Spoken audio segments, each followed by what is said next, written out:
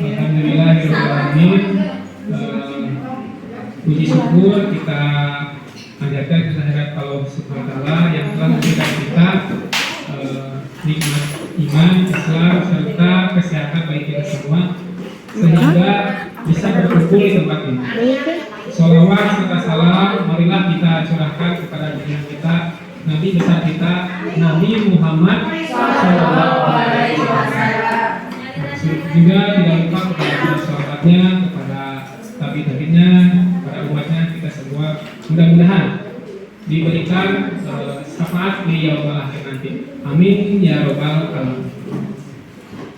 Ibu guru, bapak guru, bapak SD Negeri Sukareli yang saya hormati, saya ucapkan terima kasih kepada semuanya yang telah hadir memenuhi undangan saya dalam kegiatan diseminasi modul 1.4 yaitu budaya positif calon guru penggerak angkatan 6 Kota Tasikmalaya dengan semboyan tergerak, bergerak, dan menggerakkan. Tentunya ini adalah salah satu motivasi bagi dari saya sendiri sebagai calon guru penggerak untuk menerapkan di sekolah SD Negeri seperti ini. Baik, itu saja pembukaan dari saya. Kita lanjutkan. Jadi sebelum kita lanjut ke bagian materi, saya akan memperkenalkan diri saya sendiri. Tentunya Bapak Ibu guru hebat sudah kenal pada saya karena saya bekerja di sini. Angka banyak kita lihat dulu ya di data saya ini. Nah, nama saya yaitu Kurnia Surdana SPD, seorang guru SD Negeri Sukareli, Kecamatan Bungku Sari, Kota Tasikmalaya, CGP angkatan 6. Kota Tasikmalaya. Itu saja perkenalan singkat dari saya. Mudah-mudahan Bapak Ibu lebih mengenal saya karena saya juga berasal dari sini. Baik, sebelum dari sesudahnya saya banyak ucapkan terima kasih kepada Bapak Ibu guru hebat sudah meluangkan waktunya untuk bisa hadir di pagi siang ini. Baik, sebelum lanjut akan kita lebih semangat lagi.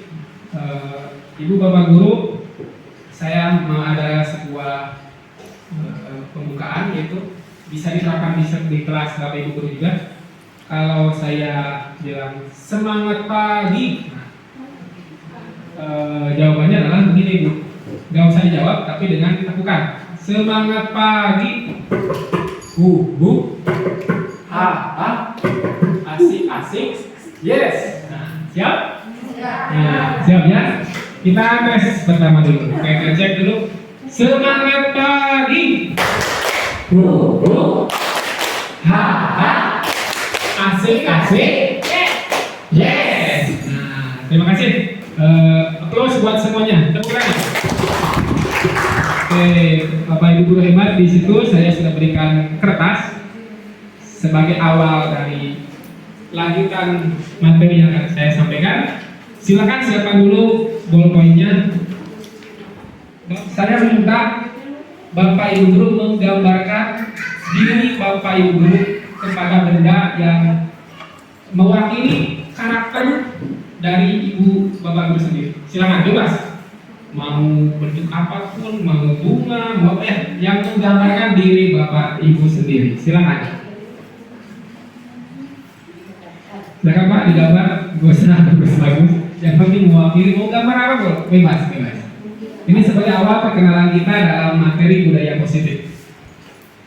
Saya ingin tahu karakter dari Bapak Ibu guru ini bagaimana? Nah, yang hebat-hebat ini. Ayo kita gambar. Kalau anak-anak kan suka, ayo boleh menggambar. Sama sekarang mulai dulu menggambarkan diri pribadi masing-masing. Jadi gambar itu mewakili saya. Misalkan saya sendiri gambarnya misal ini, kenapa ini? Nah, nanti gambarnya pintu bentuk pintu sketsa, ya selesai. Kalau ibu mau gambar apa silakan bebas. Harus ada alasannya apa Pak? Gambar dulu. Asal gambar ulang. Ya gambar dulu yang mewakili ibu sendiri.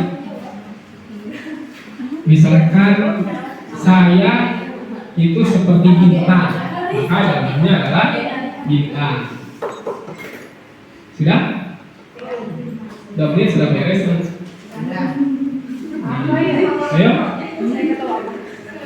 Ayo, ibu sudah udah? Ibu belum? Tuh, bapak sudah dua. Karena di sini bapak gurunya dua laki-laki ya, jadi udah beres. Udah, Wani? Sudah. Oke, hitungan ketiga, gambarnya angkat ke atas. Saya melihat dulu gambarnya sampai depan, dimulai dari Ibu Rifa, Bunga, Ibu Ida Manusia, Bu Adi Matahari, bintang kecil. Bu Yesi mana gambarnya? Oh, sama bintang besar. Bu Sri juga sama matahari, daun mulai Bu Sandi, Pak di gunung, Pak Haji bunga. Kenapa nih bunga? Itu juga bunga, banyak bunga Bu Ada, Bu Sandi, Bu Lia, ada bola. Nah, itu ada bola dari Bu Yuni, Bu Yulis.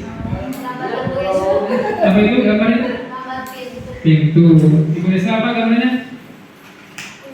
Sama, gambarnya. Harusnya sendiri ya, harus sendiri. Nah, saya unik sekali saya mau melihat dari Pak Haji. Pak Haji kenapa menggambarkan bunga? Bisa ceritakan dulu? Kenapa bunga? Kenapa saya milih bunga? Karena hati saya selalu bunga-bunga. Tadi Pak Haji karakternya lembut ya, karena hatinya berbunga-bunga. Nah, ada lagi yang tadi itu yang beda lagi karena bunganya juga banyak. Karena laki-lakinya dua, saya mau tanya ke dua-duanya. Pak Neni, ya, kenapa menggambarkan gunung? Kalau saya gambar gunung itu pemandangan ini yang indah-indah. Wah, yang indah. Ya, yang indah-indah. Ada lagi yang matahari. Nah, yang matahari ada berapa orang? Ada 2 orang. Saya mau ke Ibu Ani. Matahari, kenapa matahari? Matahari karena menyinari bumi sama seperti saya menyinari anak-anak didik saya. Matahari sangat dibutuhkan untuk setiap manusia ya, dan untuk anak-anak terutama. Ya, bagus ya Bu Ani, inspirasi dari dirinya sendiri bahwa mengibaratkan seperti matahari yang dapat menyinari anak-anak didik kita. Iya, bola. Bagaimana ini kenapa bola? Terima kasih Pak atas kesempatannya. Saya menggambar bola karena diri saya untuk sekarang ini mengikuti zaman Pak. Ketika zaman ini memang harus berubah, saya ikut berubah juga. Gaya mengajar saya juga harus berubah karena disesuaikan dengan profil pelajar Pancasila. Kemudian saya juga bermimpi mudah-mudahan saya, suami saya, anak saya, rekan-rekan saya, anak didik saya semuanya bisa mengelilingi dunia yang seperti bola Pak. Terima kasih. Ya, tepuk tangan dulu buat diri. Mudah-mudahan berkah ya semua yang ya. Amin ya. Terima kasih. Nah itu Bapak Ibu guru bisa diterapkan di kelas. Kenapa ini akan mencari karakteristik bagaimana kebutuhan murid yang akan kita ajarkan nantinya. Apakah murid itu seperti ibu bapak guru yang suka bunga atau yang suka bintang, karena bintang itu adalah harapan dari mereka sendiri. Nah, tentunya bagi kita dalam budaya positif itu sangat dianjurkan menciptakan suasana yang positif juga. Baik, terima kasih atas perhatiannya dari Bapak Ibu guru dalam mengerjakan tadi perkenalan atas gambar dari sendiri, yaitu kita lanjutkan. Nah, aksi nyata modul 1.4 budaya positif. Jadi diseminasi ini adalah bagian dari aksi nyata dari modul 1.4 budaya positif. Yaitu saya akan menyampaikan implementasi pemahaman dan pengalaman penerapan budaya positif. Ini adalah pengalaman saya dari pemahaman saya terima dari materi calon guru penggerak, dan saya wajib menyampaikannya kepada Bapak Ibu guru hebat di SD Negeri Sukareli agar sama-sama kita maju untuk memajukan pendidikan yang ada di sekolah kita. Kesempatan forum diseminasi. Yang pertama, perasaan gembira atau senang. Jadi saya harapkan Bapak Ibu guru hebat ini diharapkan perasaannya gembira atau senang. Yang kedua, boleh beri tanggapan atau pertanyaan. Yang ketiga, Bapak Ibu guru bersedia untuk direkam ataupun difoto. Yang keempat, santai tetapi tetap fokus. Jadi nggak usah, sudah menurut saya ada kertas, ada tes nih, kayaknya nanti ada tes juga, nggak seperti itu ya Bu. Jadi positif aja. Yang kelima, boleh makan dan minum. Jadi kalau ibu mau minum silakan. Kalau ada makanan ya dimakan, jangan dianggurin saja ya, dimakan saja. Ini kesepakatan udah sepakat atau belum? Mau ditambah atau dikurang? Cukup? Cukup, kita lanjut ya kalau cukup. Nah, tujuan dari diseminasi budaya positif, nah saya harapkan yaitu Bapak Ibu guru dapat menerapkan budaya positif di kelas masing-masing. Ini harapan saya, tujuan dari diadakannya diseminasi. Jadi Bapak Ibu guru setelah menerima ini setidaknya sedikit ada perubahan yang bisa diterapkan di kelas masing-masing. Nah, ada pertanyaan pemantik yaitu setuju atau tidak setuju nih. Pertanyaannya cuma 3. Yang pertama, hukuman dapat mendisiplinkan anak. Setuju atau tidak? Setuju tidak? Ada yang setuju, ada yang tidak. Oke. Yang kedua, pemberian hukuman dengan hal positif seperti membaca atau membersihkan halaman sekolah dapat meningkatkan disiplin anak. Setuju atau tidak? Oke, setuju ya.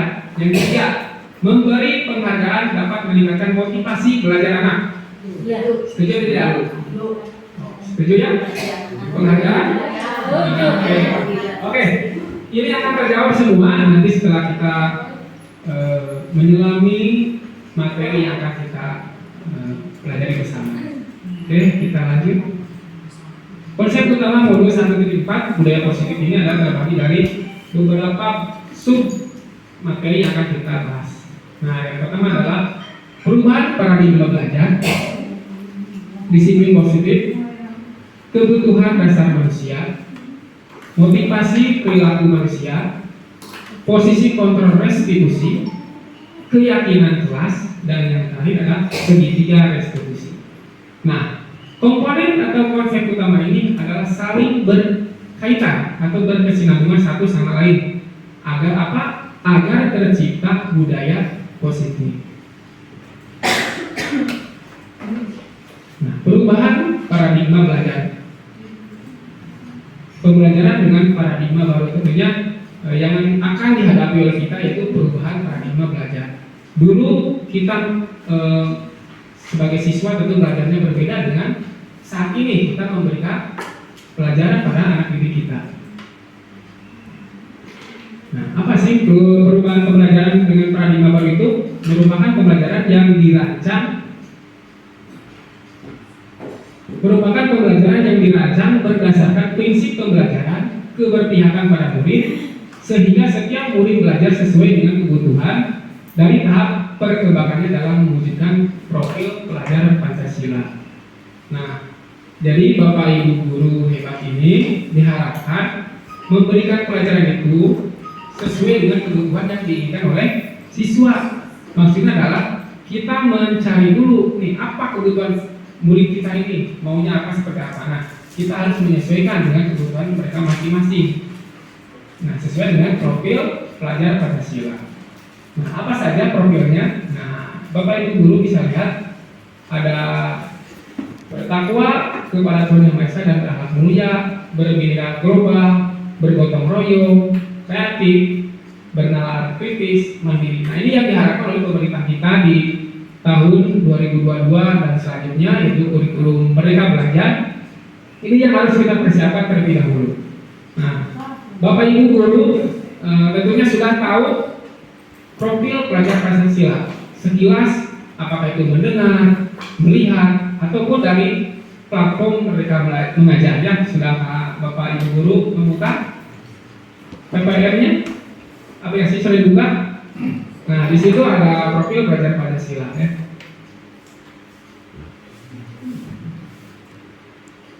Nah, dalam menunjang paradigma perubahan baru, di sini ada teori kontrol yang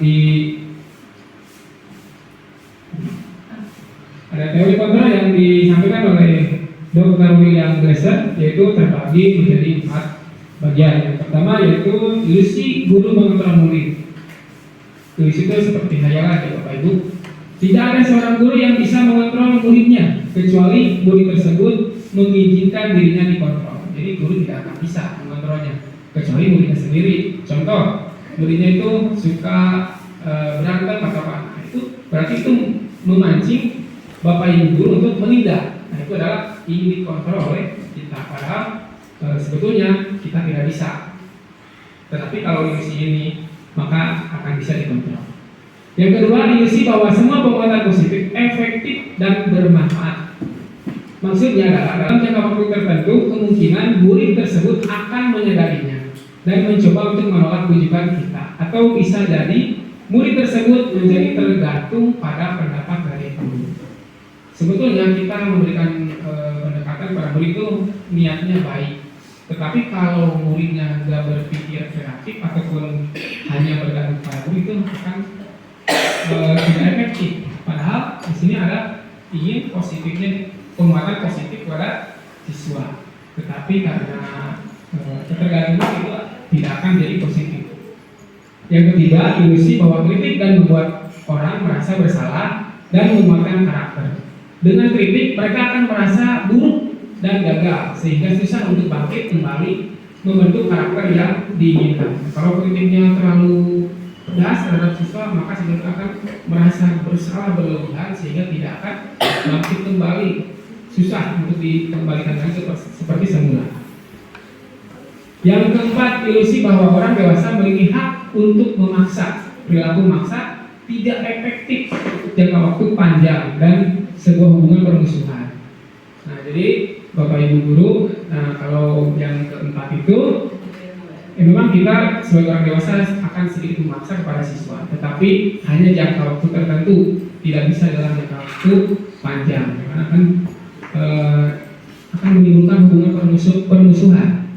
Itu disiplin positif. Nah, kita mendengar kata disiplin. Apa yang terbayang di benak Bapak Ibu? Disiplin, apa disiplin?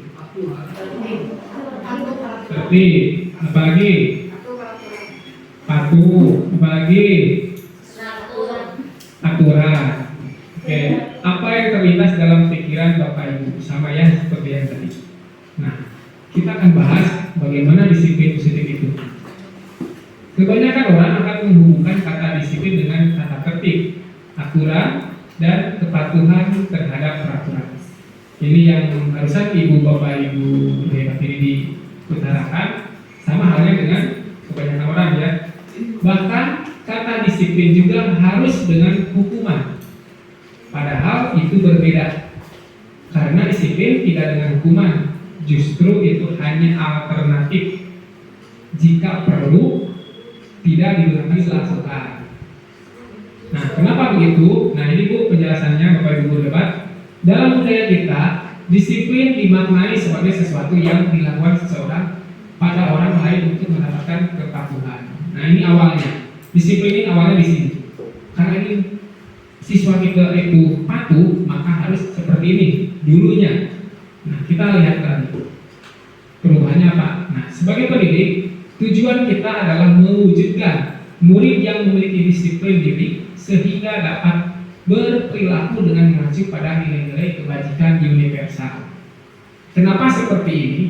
Nah, apa sih kebajikan universal itu? Nah, perubahan dari disiplin yang dulu ke disiplin sekarang ini adalah berperilaku dengan mengacu pada nilai-nilai kebajikan universal. Apa saja? Nah, ini rangkumannya. Kita bisa dari profil pelajar Pancasila, dari Ibu Primarius Program, sikap murid, dilihat dari sikap muridnya, 9 pilar karakter, cinta Tuhan, kemandirian, kejujuran. Nah ini yang diutamakan dalam disiplin positif.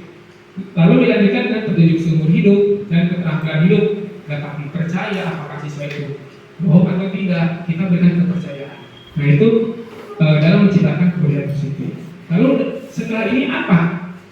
Nah kita lanjut. Nah disiplin positif, maka akan menimbulkan disiplin positif. Merupakan salah satu cara yang bertujuan untuk menumbuhkan kesadaran dan memberdayakan murid untuk mengontrol dirinya dalam melakukan sesuatu dengan rasa tanggung jawab, dengan tanpa unsur paksaan, ancaman maupun hukuman. Jadi Bapak Ibu hebat, disiplin positif itu anak tersebut diberikan ketenangan, kenyamanan tanpa ada ancaman, hukuman. Jadi mereka akan mengeluarkan ekspresi, kreativitasnya akan muncul dan rasa tanggung jawab dalam dirinya juga akan timbul. Tidak seperti kalau dihukum, aduh takut, saya takut ini, saya takut itu, bapak guru marah, ibu guru marah. Jadi anak itu nggak nyaman di kelasnya. Maka pembelajaran apapun yang kita sampaikan tidak akan bisa diterima oleh peserta didik kita, siswa kita. Nah, tapi kalau kita menerapkan disiplin positif, maka lambat laun anak tersebut akan menyadari dirinya sendiri bahwa ternyata pendidikan itu penting bagi dirinya, maka akan timbul rasa tanggung jawab. Ya, kita lanjut. Nah, kebutuhan dasar manusia. Nah, setelah disiplin positifnya kita ketahui, maka kita harus paham kenapa siswa itu begini, kenapa siswa itu begitu. Nah, ini kebutuhan dasar manusianya. Ada bertahan hidup. Jadi siswa itu butuh bertahan hidup. Atau kita juga sebagai manusia sama, guru juga sama, perlu bertahan hidup dan kasih sayang dan rasa diterima. Lalu kebebasan, kesenangan, penguasaan. Nah ini semuanya adalah 5 dasar kebutuhan hidup. Nah kita akan kupas apa sih bertahan hidup itu. Nah kita lanjut. Yang pertama bertahan hidup atau survival. Nah, bagaimana seorang manusia bisa bertahan hidup? Nah ini adalah alasan yang harus kita terapkan dalam diri kita masing-masing, baik itu sebagai guru, sebagai siswa. Kita harus paham bertahan hidup. Fisiologis, kesehatan, rumah, dan makanan. Sedangkan biologisnya, reproduksi, dan psikologis, rasa aman. Nah ini adalah kebutuhan yang harus kita penuhi sebagai manusia. Yang kedua, kasih sayang dan rasa diterima, kebutuhan untuk diterima. Nah, kadang di dalam kelas kita itu anak itu suka ada yang oper, ada yang kalau kita bilang itu bangor, budak teh, beda dibatur, kemungkinan mereka itu ingin kasih sayang dan rasa diterima oleh seorang guru, ingin diperhatikan. Tetapi bagaimana cara kita memperhatikan anak tersebut? Nah, yang ketiga penguasaan, kebutuhan pengakuan atas kemampuan. Kemungkinan anak-anak didik kita itu ingin diakui kemampuannya. Pak, saya mampu, Pak, saya mampu, Bu. Nah, begitu ya. Pengakuan atas prestasi dan keterampilan, baik itu sebagai di olahraga, dia bisa lari kencang, kenapa yang dipilih orang lain? Nah, kenapa saya nggak dipilih? Nah, itu si anak itu pasti akan ingin kemampuannya diakui oleh kita. Nah ini adalah 5 dasar yang ketiga dari dasar kebutuhan dasar manusia. Yang keempat kebebasan. Nah ini kebebasan. Hampir semua orang ingin bebas, tapi dengan koridor tertentu ya, kebutuhan akan pilihan. yaitu kebiasaan kemandirian, otonomi, memiliki pilihan, dan mampu mengendalikan arah hidup seseorang. Jadi kalau kebebasan itu saya ingin bebas ini, ingin berekspresi seperti ini, saya ingin belajar gaya ini, saya gaya itu.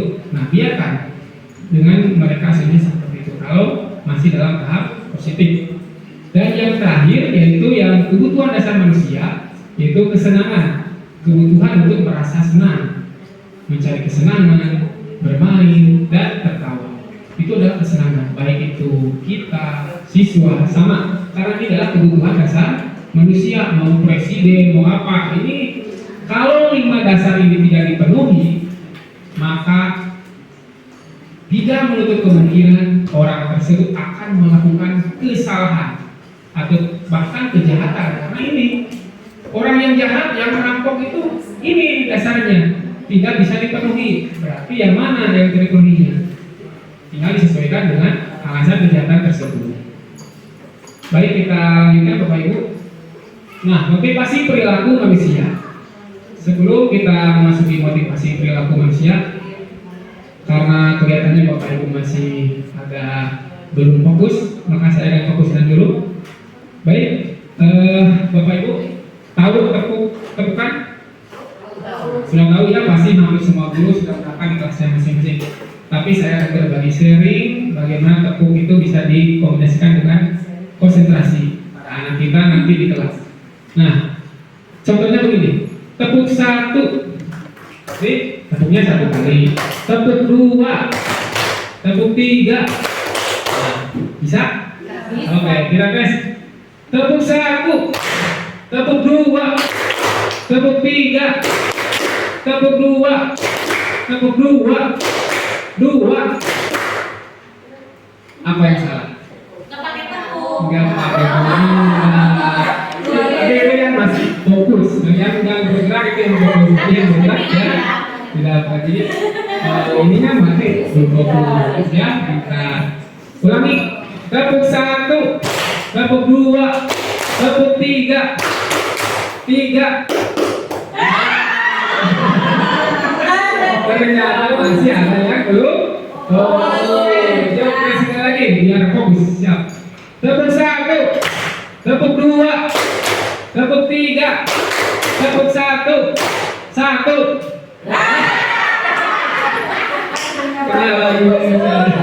Oke, baik. Bapak Ibu guru hebat, terima kasih masih fokus terhadap materi yang akan saya sampaikan. Selanjutnya yaitu motivasi perilaku manusia. Menurut Bapak Ibu guru di sini di SD Negeri Sukarini, apa sih motivasi itu? Saya mau bertanya ke Bu Restu, apa sih motivasi itu?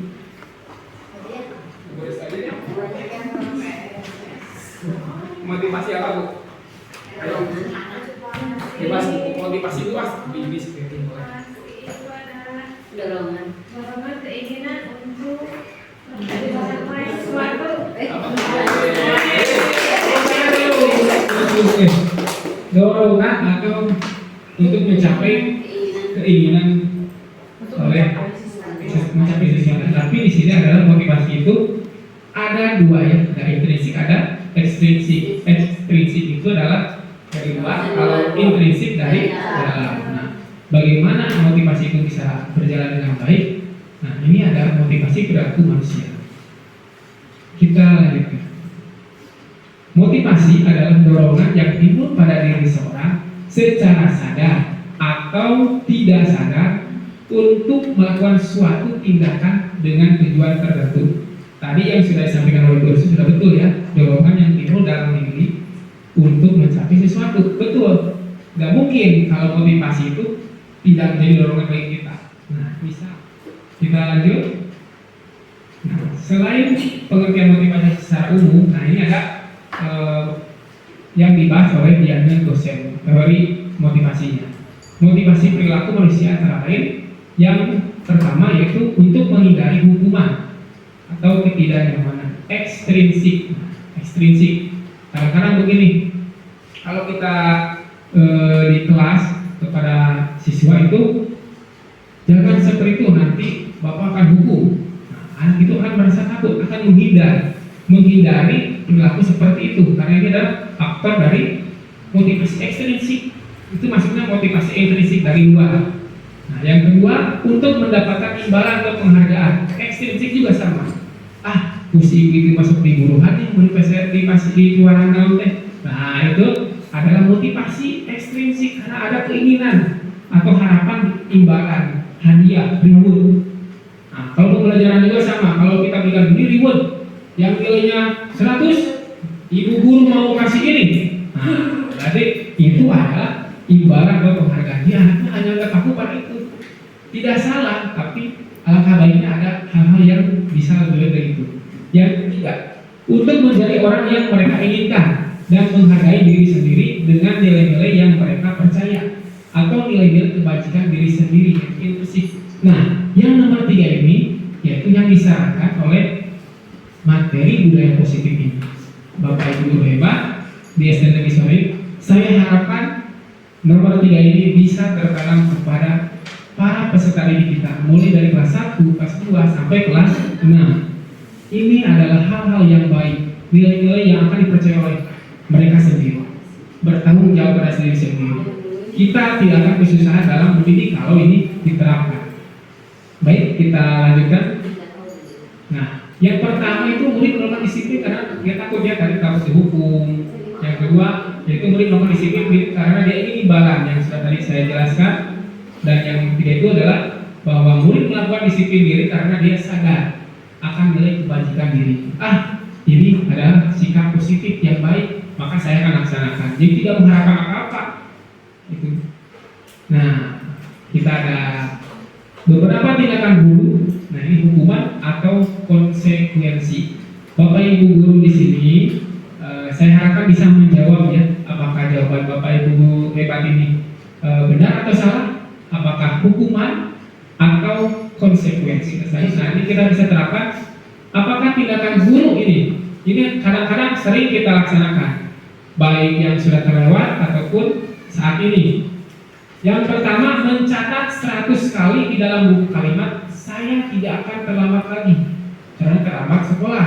Disuruh ya, kamu terlambat sekolah, kamu harus membuat tulisan, saya tidak akan terlambat lagi. 100 kali. Wah, bayangkan, saya akan terlambat, saya tidak akan terlambat, terus menulis angka itu. Nah, itu termasuk hukuman atau konsekuensi? Nah, jawabannya bisa disimpan dulu di kertas Bapak Ibu guru yang sudah tadi saya berikan, biar nanti kita samakan apakah pandangan Bapak Ibu guru hebat ini sudah betul sesuai dengan keinginan dari budaya positif ini atau belum. Sudah ingat nomor satunya jawabannya? Oke, kita lanjut nomor 2. Lari mengelilingi lapangan basket 2 kali karena terlambat hadir di sekolah. Lari nih, karena terlambat hadir saya disuruh lari. Apakah hukuman atau konsekuensi? Silakan, bisa ditulis, dicatat dulu, biar ingat jawaban saya ini nih. Biar nanti sama-sama intervensi pada diri sendiri apakah sudah menerapkan atau belum. Kalau belum, yuk kita bersama-sama menerapkannya dengan baik. Yang nomor 3, murid diminta untuk push up 15 kali karena tidak menggunakan masker ke sekolah. Hanya tidak pakai masker, disuruh push up 15 kali. Apakah masuk hukuman atau konsekuensi? Nah, silakan di kotret-kotret dulu, ditulis. Itu nomor 3 ya. Silakan. Nomor 4. Nomor 4 itu adalah menggantikan kertas tugas teman yang telah dicoret-coret. Jadi di buku teman itu dicoret-coret ke temannya, lalu guru menyuruhnya untuk mengganti. Apakah hukuman atau konsekuensi? Nah, serupa tapi tak sama. Ya, hukuman dan konsekuensi itu serupa tapi tak sama. Hampir mirip, tapi bukan itu. Bisa ya? Bisa dimengerti Bu? Yang ke berapa ini? 1, 2, 3, 4. Yang kelima, membersihkan tumpahan air di meja tulis karena tersenggol pada saat belajar. Jadi membersihkan karena airnya tersenggol. Nah, apakah masuk hukuman atau konsekuensi? Nanti saya akan minta satu orang guru di sini untuk menyampaikan pendapat sikapnya terhadap materi ini. Yang nomor 6, murid disuruh untuk mengenakan sepatu seharian di sekolah karena tidak mengenakan sepatu hitam. Gara-gara tidak memakai sepatu hitam, maka dia seharian tidak memakai sepatu. Bayangkan, orang-orang akan melihatnya. Contoh, kalau dokumennya kelas 4, maka kelas 1, kelas 2, 3, 5, 6 akan melihat orang tersebut tidak pakai sepatu, siswa tersebut ya. Nah, apakah masuk hukuman atau konsekuensi? Ya. Sudah? Nah, yang nomor terakhir, nomor 7, lari mengelilingi lapangan basket 2 kali karena terlambat 10 menit untuk pelajaran PJOK. Nah, ini kebetulan ada guru PJOK. Apakah masuk hukuman atau konsekuensi? Jawab. Ayo, mungkin ini ada tes nanti ada. Sudah? Sudah. Nah, siapa? Nah, saya mau sampaikan dulu. Siapa yang mau menyampaikan jawaban Bapak Ibu guru di sini? Yang nomor 5, murid disuruh untuk mengenakan sepatu seharian di sekolah karena tidak mengenakan. Itu gimana? Murid disuruh untuk mengenakan sepatu seharian di sekolah karena tidak mengenakan sepatu hitam. Oh, maksudnya tidak mengenakan sepatu. Ya, maaf, mungkin salah ketik ya, salah jari, bukan salah jari. Ya. Maksudnya murid disuruh tidak mengenakan sepatu seharian di sekolah karena tidak mengenakan sepatu hitam. Jadi copot, kalau sepatu merah simpan kalau merah, kamu tidak boleh pakai sepatu. Nah, hukuman atau konsekuensi? Oke, siap? Nah, atau mau dipanggil atau mau sendiri ke depan? Bu Istani aja deh. Saya minta pendapatnya nih. Bu Istani silakan, kita samakan dulu kasih. Baik, menurut saya nomor 1 itu berupa hukuman, nomor 2 hukuman, 3 hukuman, 4 konsekuensi, 5 konsekuensi, 6 sama, nomor 6 hukuman. nomor 7 hukuman. Siap ya. Baik, terima kasih Ibu. Silakan duduk kembali. Tepuk tangan dulu dong buat Ibu Istani. Oke. Nah, baik Bapak Ibu Guru, apakah ada jawaban yang sama dengan Ibu Istani? Sama. Oke, kita cek apakah hukuman atau konsekuensi. Yang pertama, nah jawabannya adalah hukuman. Karena hukuman itu bersifatnya memaksa dan membuat malu. Itu hukuman. Kalau konsekuensi itu seimbang dengan solusinya. Kalau sobek ya harus diganti. Nah, nanti ya. Nah, yang kedua, hukuman karena ini tidak sesuai. Terlambat hadir kok saya harus lari di lapangan 2 kali. Nah, itu bertentangan ya, nah hukuman itu bertentangan hukuman. Dan yang ketiga, diminta push up tidak menggunakan masker, itu adalah hukuman karena bertentangan juga. Karena dengan masker kok saya harus lari, nah itu bertentangan. Jadi hukuman itu kena fisik juga, kena malu juga. Nah, karakternya akan teraniaya ya oleh hukuman. Menggantikan kertas tugas teman yang telah dicoret-coret, ini adalah konsekuensi. Jadi karena melakukan kesalahan itu ya kamu harus bertanggung jawab. Seperti itu ya, itu konsekuensi. Cirinya ya seperti itu, langsung disolusikan. Yang selanjutnya membersihkan tumpahan air di meja tulis karena tersenggol pada saat belajar. Ini adalah konsekuensi. Sudah betul 5 Bu Ismaninya yang tadi sama. Kita lanjutkan. Murid disuruh untuk mengenakan sepatu, tidak mengenakan sepatu seharian di sekolah karena tidak mengenakan sepatu hitam. Tadi kata Ibu Ismani adalah konsekuensi ya. Oke, kita buktikan. Hukuman karena apa? Karena malu. Kalau yang teman-temannya pakai sepatu, saya tidak pakai sepatu, otomatis akan terlihat oleh teman-teman yang lain. Nah, itu adalah hukuman. Oke, salah satu ya, nggak apa-apa lah. Yang terakhir, konsekuensi karena nyambung Bu. Yang terakhir itu adalah lari membeli lapangan basket 2 kali pada pelajaran PJOK. PJOK kan olahraga, ini sesuai. Nah itu adalah konsekuensi. Oke. Aplaus dulu buat semuanya, tepuk tangan dulu. Nah, terima kasih Ibu. Kita lanjutkan. Konsep disiplin dengan identitas gagal. Nah Bapak Ibu guru hebat. Ini ada contoh disiplin yang identitas diri anak itu akan gagal. Kenapa gagal? Nah ini dia hukuman. Ternyata hukuman akan menggagalkan identitas diri pada diri anak. Yang pertama itu menyakitkan. Setuju ya, menyakitkan. Dihukum pasti menyakitkan. Lari, saya capek. Ya, nulis juga saya capek. Tidak nyaman jangka waktu panjang. Itu akan teringat. Waktu saya dulu menjadi kelas di SD, saya pernah dicubit. Saya masih ingat sampai saat ini. Dicubit gara-gara PR saya ketinggalan. Nah itu akan ingat. Kan itu hukumannya begitu ya. Tuh, tidak nyaman jangka waktu panjang. Saya tidak nyaman. Murid takut otomatis. Karena hukuman dia pasti murid akan takut. Saya minggu depan kalau ada PR saya akan menjaga. Saya takut dihukum nih. Nah seperti itu apa-apa barang murid kita. Nah, itu memaksa. Pasti hukuman itu kan bersifat memaksa. Nah murid menyembunyikan kesalahan. Karena nggak mau dihukum, dia akan berbohong. Enggak Bu, saya emang nggak nyontek Bu. Saya sendiri padahal sudah tahu itu menyontek. Nah itu karena takut dihukum. Murid menjadi rendah diri, akan drop. Diri mereka akan drop. Karena apa? Karena merasa terjatuh oleh tindakan guru. Karena menghukum kepada siswa. Jadi hukuman itu adalah alternatif yang tadi sudah jelaskannya. Diusahakan jangan pakai hukuman. Kita ada hal-hal yang lain yang lebih baik lagi. Ini termasuk apa sih? Negatif atau positif? Tentunya adalah negatif. Inilah sifat negatif karena akan menunjukkan identitas kita. Penghargaan. Nah, Bapak Ibu yang hebat ini ternyata saya juga baru sadar. Ternyata penghargaan itu adalah membuat identitas anak menjadi gagal.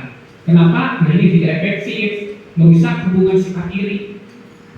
Si A, tepuk tangan buat si A kalau pintar yang merasa ini. Siswa kita juga akan seperti itu.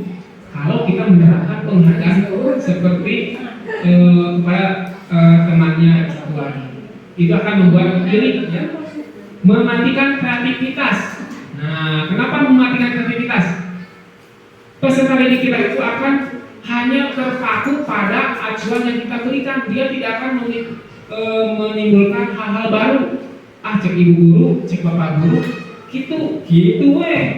Ke ayat san ayat nu benten aja tidak ada bedanya. Jadi menurunkan kreativitas dan akan menurunkan kualitas. Tidak akan berkembang. Kelanjutannya merampas hak menghargai dirinya. Dia tidak akan menghargai dirinya karena dia hanya terpaku pada guru karena memberikan penghargaan. Jadi hilang penghargaan ya. Jadi tidak ada menghargai dirinya sendiri. Terus mengurangi motivasi intrinsik.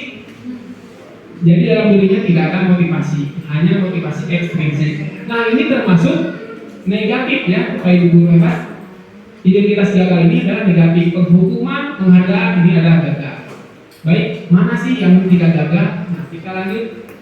Ini dia konsep disiplin dengan identitas sukses.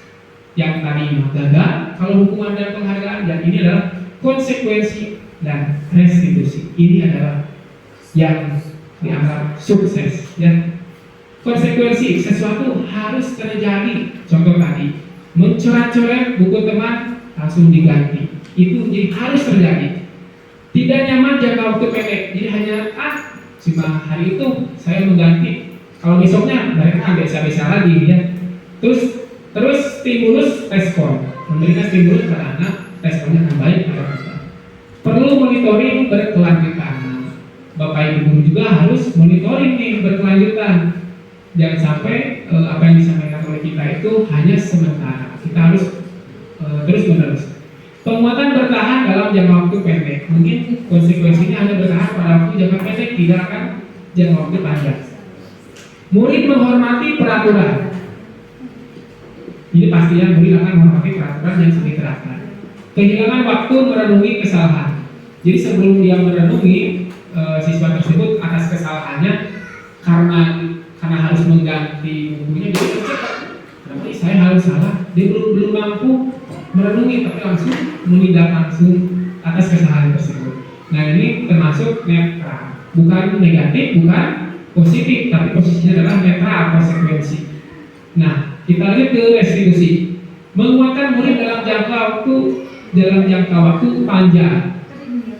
Tentunya ini hal yang baik ya, karena ini akan mengingat para siswa tersebut hal-hal yang positif.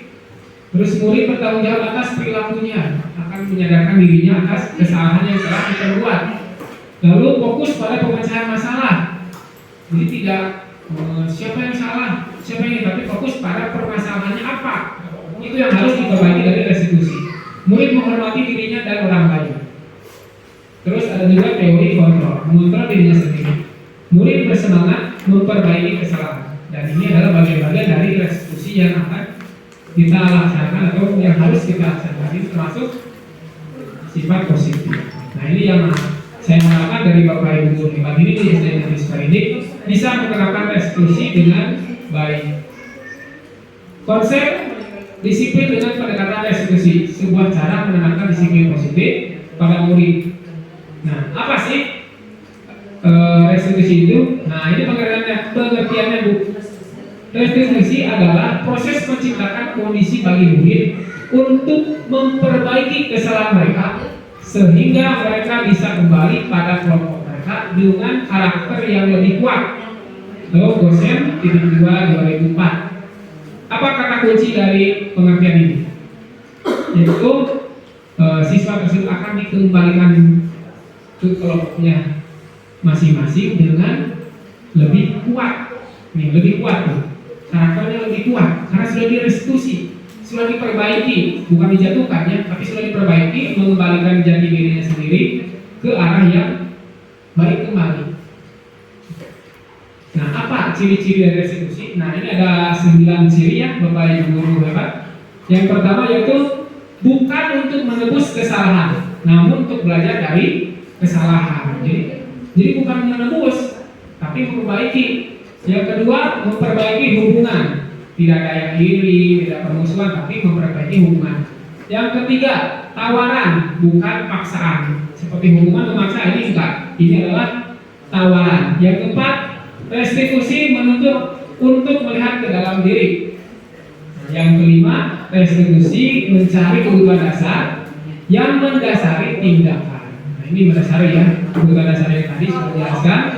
Yang keenam, restitusi diri adalah cara yang paling baik. Jadi Bapak Ibu hebat, ini adalah yang paling baik yang harus kita laksanakan. Yang ketujuh, restitusi fokus pada karakter, bukan tindakan. Jadi bukan tindakannya yang kita suka, tapi karakter. Karakter apa yang harus kita munculkan kepada diri siswa yang melakukan kesalahan. Yang kedelapan, restitusi fokus pada solusi, bukan mencari masalah, tapi cari solusi. Yang kesembilan terakhir, restitusi mengembalikan murid yang berbuat salah pada kelompoknya. Kita lanjut. Nah, kita cari tahu Ibu hebat perbedaan dari hukuman, konsekuensi, dan restitusi. Apa perbedaan dari hukuman, konsekuensi, dan restitusi? Dari contoh kasus, nih Bu, ada contoh kasus murid tidak mengerjakan PR. Nah, ini murid bagaimana kita menanggapi murid yang tidak mengerjakan PR. Ini adalah masalah yang sering terjadi di kelas. Kita lihat dulu dari hukuman. Guru menghukum murid dengan hormat bendera selama 10 menit. Masuk itu. Alhamdulillah tidak ada yang di sini. Guru marah dan murid menjadi takut. Langsung. Ya, ditakut langsung. Itu dari hukuman ya. Kita sadar, tidak sadar akan melakukan ini ya hukuman. Yang kedua, dari konsekuensi. Guru memberikan konsekuensi untuk mengerjakan PR-nya pada saat istirahat atau dikerjakan sebanyak 3 kali lipat. Nah, ya. Guru tegas dan murid menghormati peraturan. Awas, ini gitu ya.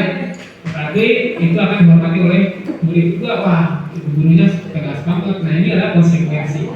Nah, dari restitusi, bagaimana tanggapan dari restitusinya? Ini dia. Guru menandakan keyakinan kelas atau dirinya dan membantu murid menyelesaikan masalahnya. Dibantu Bu, jangan dijudge habis-habisan yang tidak mengerjakan PR, tapi dibantu nih keyakinan kelasnya apa kalau sudah terbuat oleh kita sendiri atau bersama-sama siswa. Nah, guru terbuka dan murid menghormati dirinya dan orang lain. Jadi tidak tertutup, terbuka. Silakan utarakan masalahnya apa, kenapa alasannya seperti itu. Lalu sesuaikan dengan keyakinan kelas kita harusnya bagaimana. Jadi anak itu akan ingat pada keyakinan kelasnya dan menghormati dirinya dan orang lain. Kesalahannya akan bertanggung jawab. Tidak akan hal ini terulang kembali. Nah, itu adalah restitusi. Posisi kontrol restitusi. Nah, selain tadi pengertian dari restitusi, ciri-cirinya, nah kita ada posisi kontrol kita nih sebagai guru dari restitusi itu seperti apa? Nah, ini dikemukakan oleh Diani Gosen. 5 posisi kontrol restitusi. Nah, diantaranya kita itu sebagai apa nih di sini? Yang pertama adalah sebagai penghukum. Nah, kita bahkan pernah menghukum siswa. Nah, itu adalah kita sebagai penghukum. Nah, ini sebagai penghukum ya, karena kan siswa itu kan merasa takut akan hukuman dari guru, akan menimbulkan jangka panjang. Yang kedua, pembuat rasa bersalah. Yang ketiga, teman. Dan yang keempat sebagai pemantau. Dan yang kelima sebagai manajer. Nah, Bapak Ibu guru hebat, nah dari kelima ini, manakah yang terbaik bagi kita yang harus dilaksanakan sebagai guru pada posisi kontrol restitusi? Nah, tentunya Bapak Ibu guru hebat, dari kelima ini, yang paling diharapkan oleh pendidikan dan kurikulum saat ini yaitu yang nomor 5, yaitu posisi manajer. Karena murid diajak berkolaborasi untuk menemukan solusi permasalahannya. Nah, jadi solusi permasalahannya itu dicarikan bersama guru, tidak dihukumnya, tidak stres itu, tapi akan mengembalikan identitasnya sendiri. Baik, nah kita akan lihat lagi contoh penerapannya dalam 5 posisi kontrol, yaitu contoh kasusnya itu murid berkata kasar kepada temannya. Nah, yang pertama yaitu penghukum. Bagaimana sebagai penghukum dalam posisi kontrol, murid berkata kasar kepada temannya. Nah, patuhi aturan sekolah, berdiri di depan kelas. Nah, ini adalah tindakan dari guru. Kita akan memberikan aturan ini sebagai penghukum. Nah, akan diberikan terus seperti ini. Nah, ini adalah sebagai penghukum, cirinya seperti itu ya ucapannya. Yang kedua, kalimatnya seperti apa? Nah, berapa kali Pak Guru harus beritahu kamu? Pak Guru kecewa sama kamu. Nah, ini membuat merasa bersalah. Dia akan bersalah. Oh, sudah ya, saya sudah mengecewakan guru ya. Nah, ini yang ketiga, teman. Ayolah jaga lisan, buat Pak Guru bangga. Kali ini tidak apa-apa kamu salah. Ini sebagai teman. Jadi ada gap antara guru dan siswa. Kita sebagai pemantau ya. Yang keempat, kamu sudah melanggar. Apa peraturan dan konsekuensinya? Nah, ini adalah sifatnya netral pemantau ya. Dan yang kelima, kita sebagai manajer. Bagaimana langkahnya? Yaitu apakah kamu tahu kesalahanmu? Ini menanyakan dulu. Kira-kira bagaimana kamu akan memperbaiki kesalahan ini? Jadi akan menanyakan juga solusi siswa untuk mengatasi masalahnya. Di paparan ini, Bapak Ibu guru di SSK ini setuju yang mana? 1, 2, 3, atau 4 atau 5? Pasti akan nomor 5 karena akan menerapkan restitusi ya. Kita lanjut ke keyakinan kelas. Nah, Ibu Bapak guru sudah tahu keyakinan kelas itu jabarannya dari kesepakatan kelas menuju ke keyakinan kelas. Sifatnya lebih abstrak. Nah, keyakinan kelas itu seperti apa? Nah, mengapa keyakinan kelas? Mengapa tidak peraturan kelas? Ada yang mau jawab ini? Mengapa keyakinan kelas bukan peraturan kelas? Ada yang jawab? Tidak ada? Kita jawab aja Bu lihatnya. 1, ini ada lagi. Mengapa kita memiliki peraturan tentang penggunaan helm pada saat mengendarai kendaraan roda 2 atau motor? Kenapa Bu? Keamanan. Untuk keamanan. Apalagi? Kenapa? Wah, ditilang polisi. Kenapa? Peraturan. Apa sih yang harus kita rasakan? Kenapa harus pakai helm? Untuk apa? Tertib lalu lintas. Tertib lalu lintas. Ada lagi? Keamanan lalu lintas. Kita lihat apakah jawaban Bapak Ibu sudah sesuai atau belum? Kita lihat dulu. Kemungkinan jawabannya adalah untuk keselamatan. Jadi keamanan hampir mirip ya, keselamatan. Jadi ulah karena polisi Bu, mau di helm kayak polisi gitu. Ternyata polisinya ngumpet. Nah, kena kan? Jadi jangan seperti itu. Kita harus sadar pada diri kita sendiri. Kalau kita tadi sudah menerapkan kepada siswa restitusi, motivasi diri, intrinsik itu, maka ini tidak akan terjadi. Tidak pakai helm, tapi siswa akan bertanggung jawab pada dirinya sendiri. Merasa, oh ini saya butuh selamat nih. Kalau jatuh tidak akan kena kepala karena kena helm dulu. Yang nomor 2, mengapa kita memiliki peraturan tentang penggunaan masker dan mencuci tangan setiap saat? Ini pada saat pandemi COVID. Kenapa Bu? Untuk apa? Untuk apa harus menggunakan masker dan cuci tangan? Untuk kesehatan. Yuk kita lihat apakah betul surveinya.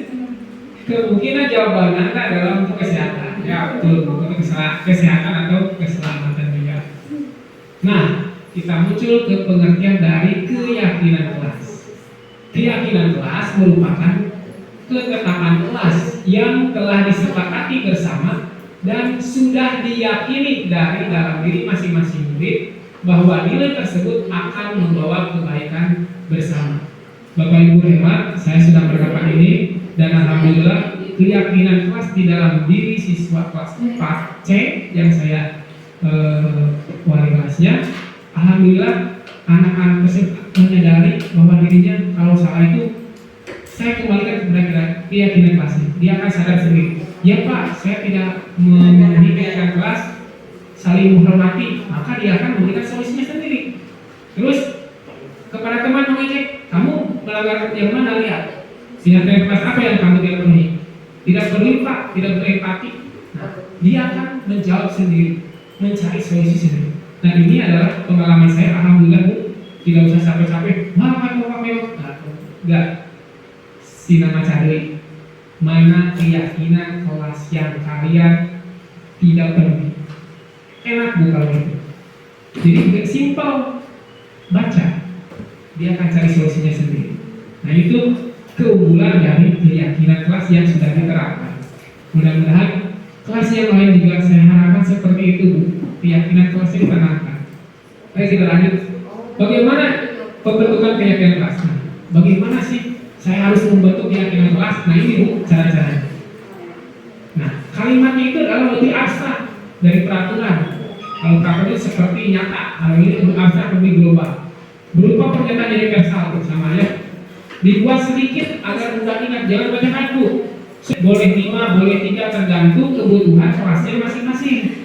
Nah ini sesuai dengan kondisi kelas.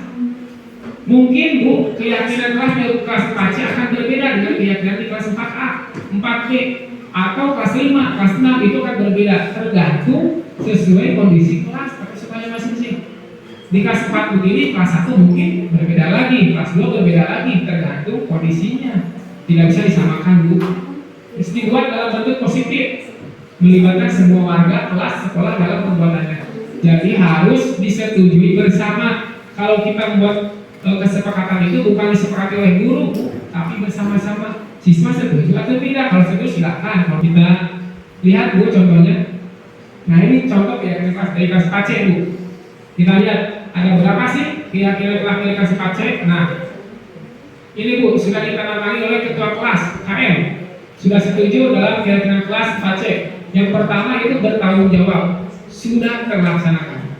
Yang kedua saling menghormati, ini juga sudah dilaksanakan. Saling menghargai, saling menyayangi, berempati peduli. Nah ini semua sudah saya terapkan kepada anak diri saya di kelas 4C. Dan yang paling saya terharu Bu, saya punya masalah di kebersihan. Saya menyarankan kepada anak apakah mau buka sepatu atau tidak. Nah ternyata Bu, kelas 4C itu setujunya buka sepatu. Awalnya sepatu itu pengenalan berserakan. Nah saya memberikan ini, dilempar kepada siswa semuanya. Kalau kalian melihat sepatu ini bagus enggak berantakan seperti ini atau tidak tersusun dengan rapi? Jawabannya tidak, Pak.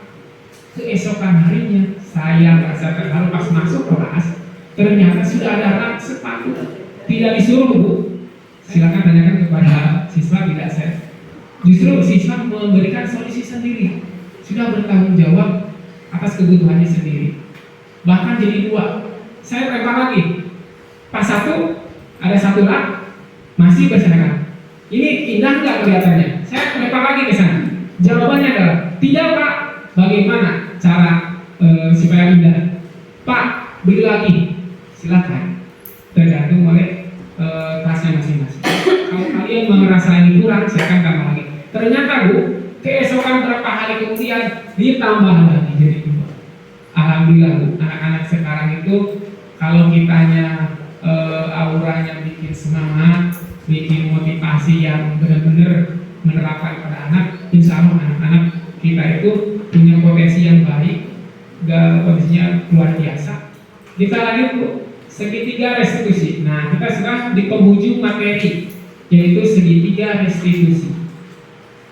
Nah, segitiga restitusi adalah proses menciptakan kondisi murid untuk memperbaiki kesalahan mereka, sehingga mereka bisa kembali pada kelompoknya dengan karakter lebih kuat. Jadi, segitiga restitusi ini membantu murid lebih memiliki tujuan, disiplin positif, dan memulihkan dirinya setelah berbuat salah.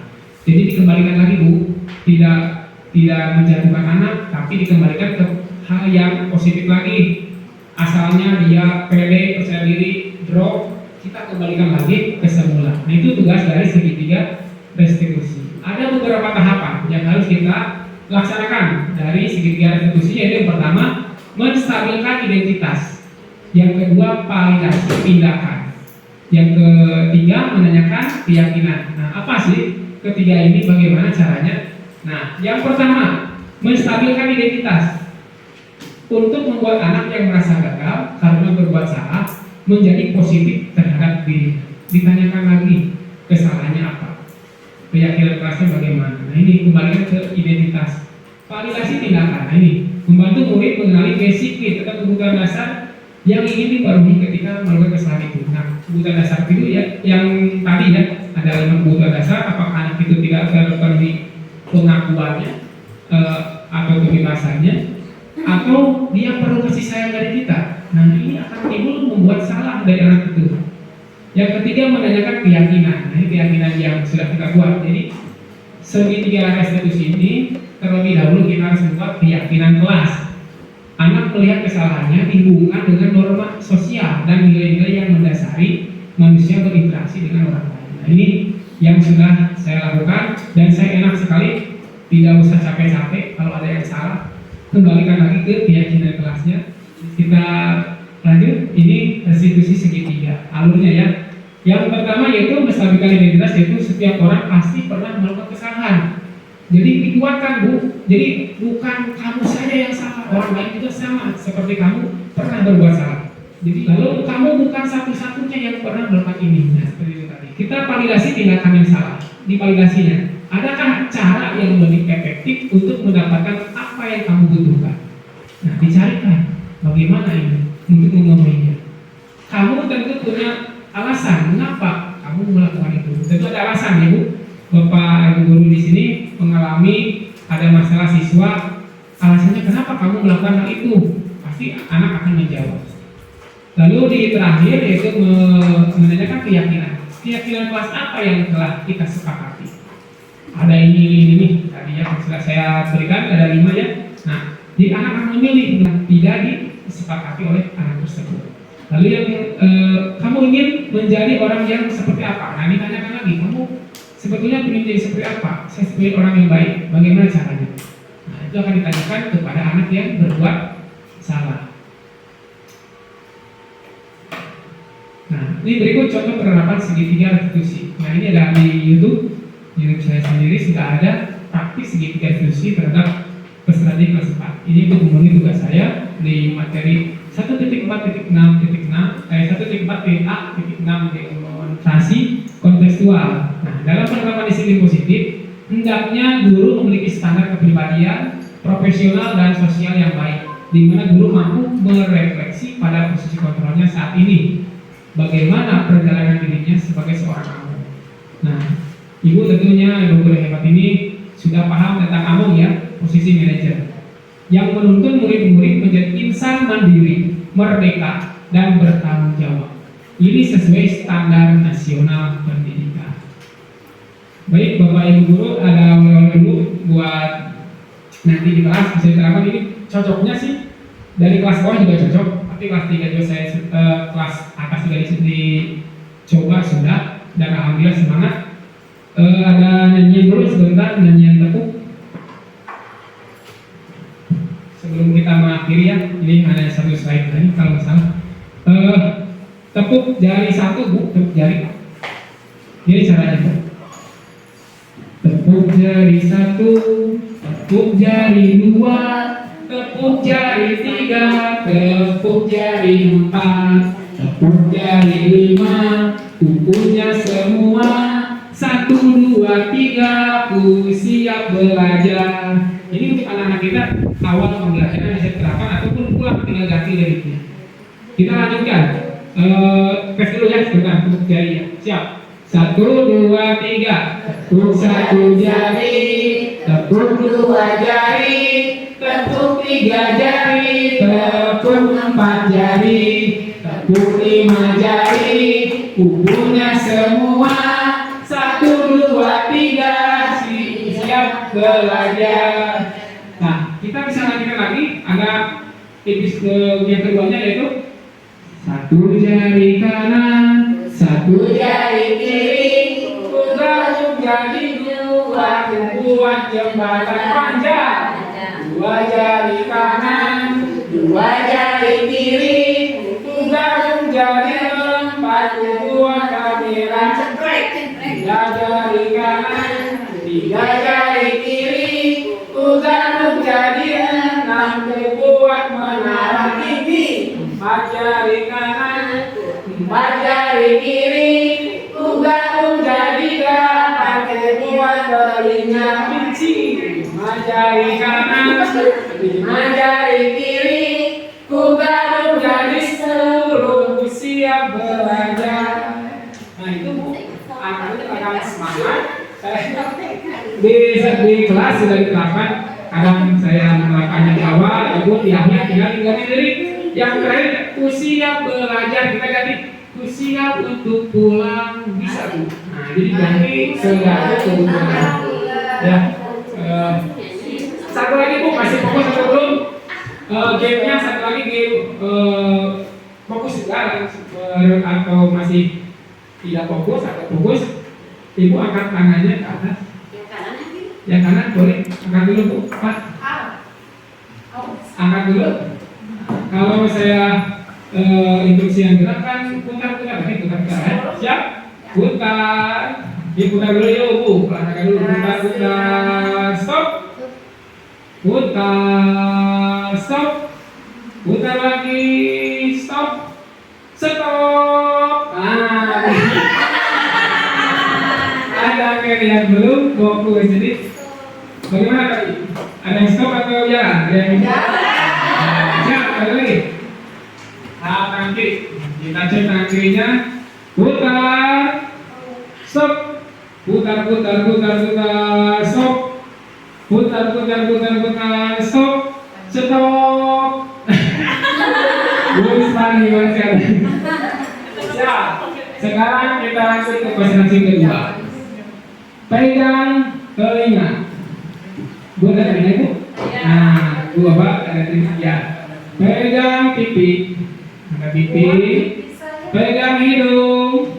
Ini hidung ya. Jangan lupa hidung. Pegang dahi. Dahi. Ibu Ani tidak konsentrasi. Dahi mana bu? Dahi.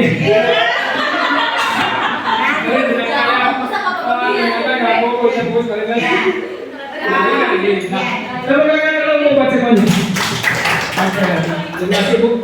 Kita lanjut lagi. Sudah agak siang ya.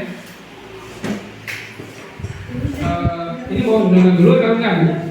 Nah ini adalah contoh saya menerapkan restitusi.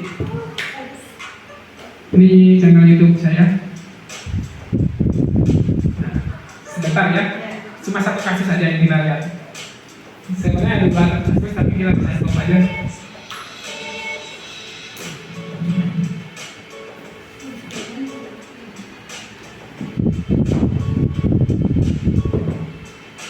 Saya juga masih dalam tahap belajar, Ibu. Kita bisa bersama-sama belajar. Apa yang saya terima di CGP bisa dikeluarkan kepada Bapak Ibu yang belum menerima pendidikan CGP. Berikutnya, kasus 1.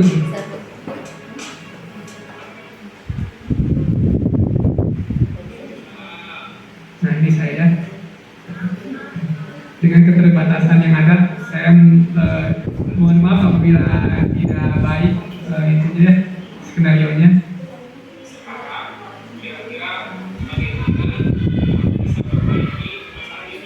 Ya dukung ya Bu, jadi tanyakan lagi.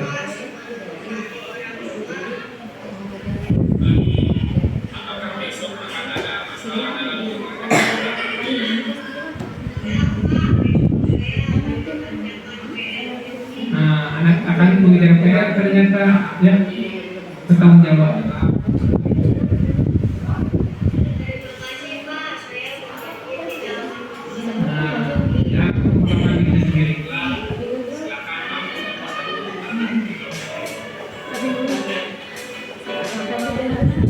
ini testimoninya ya, Bu dari siswa.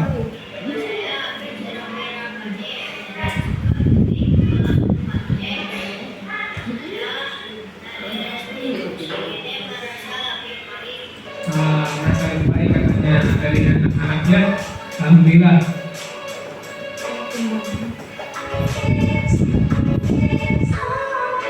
Ini merubah bentuk kelompok. Saya kelompok ada L, kotak, dan letter juga. Bisa bagi juga terapkan di kelas masing-masing. Terima kasih Bapak Ibu guru hebat yang telah hadir di desimasi ini. Salam dan bahagia saya ucapkan banyak-banyak terima kasih. Semoga apa yang saya bisa sampaikan dari awal sampai akhir, mudah-mudahan Bapak Ibu guru hebat di SD Negeri Sukarini bisa menerapkannya dengan baik dan lancar. Terima kasih ya. Baik, kita tutup acara ini dengan ucapan hamdalah bersama-sama. Wassalamualaikum warahmatullahi wabarakatuh.